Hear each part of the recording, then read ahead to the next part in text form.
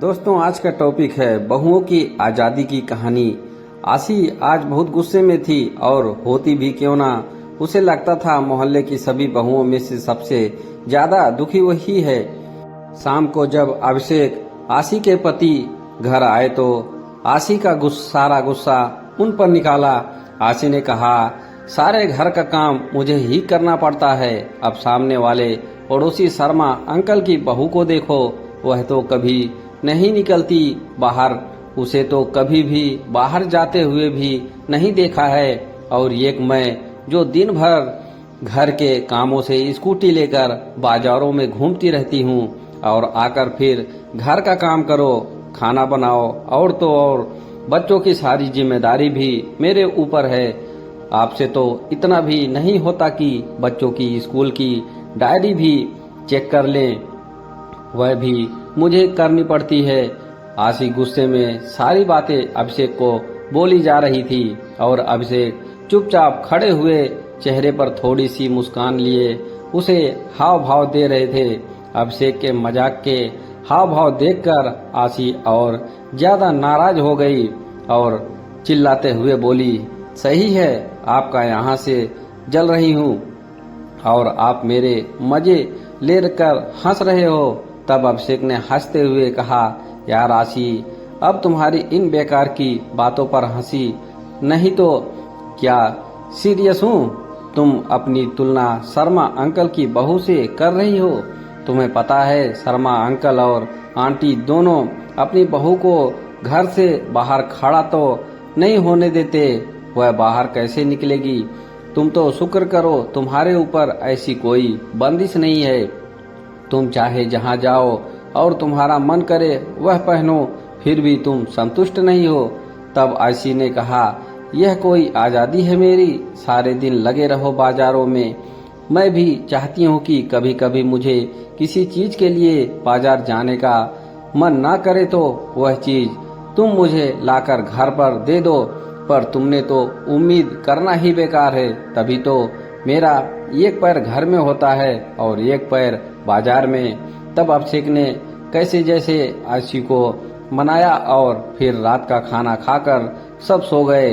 अगले दिन आशी किसी काम से बाजार के लिए निकली ही थी, तभी उसे आवाज आई, दीदी इधर देखो। आशी आवाज सुनकर भी अपना वहम समझकर आगे बढ़ने लगी। फिर दोबारा उसे वही आवाज आई। तब उसने देखा शर्मा अंकल की बहू अपने कमरे की खिड़की से उसे आवाज दे रही थी। जब आशी ने उसकी तरफ देखा तो उसने इशारा करते हुए अपने पास बुलाया और कहा, भाभी, क्या आप मुझे लाल रंग की नेल पॉलिश लाकर दोगे?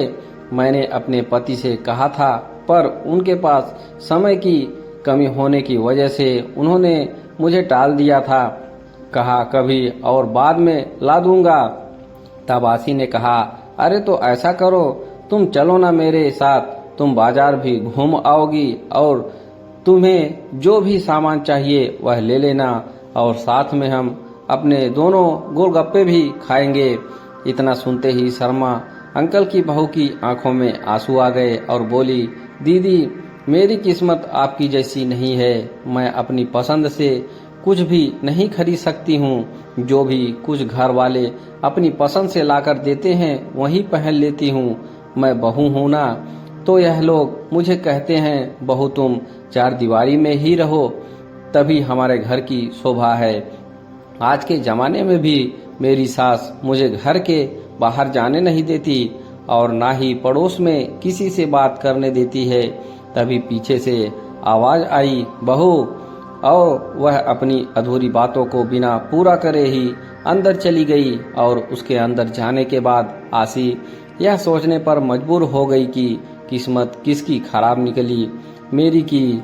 मुझे अपने घर और बाहर दोनों का काम संभालना पड़ता है, या शर्मा अंकल की बहू की जो अपने घर के बाहर भी खड़ी भी नहीं हो सकती है।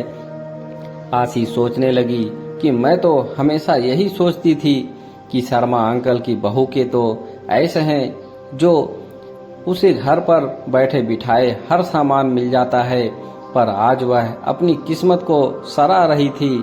क्योंकि चाहे काम के बहाने ही सही वह घर से बाहर निकल तो सकती है, जिससे चाहे उसे बात कर सकती है, अपनी पसंद का कुछ भी खरीद सकती है। अगर मुझे ऐसे चार दीवारी में कैद कर दिया जाता तो आज वह भी ऐसे ही तड़पती जैसे शर्मा अंकल की बहू आज छटपटा रही हैं। आज आशी को समझ आ गया था कि जैसा हमें दूर से दिखाई देता है, सच्चाई में अक्सर ऐसा होता नहीं है।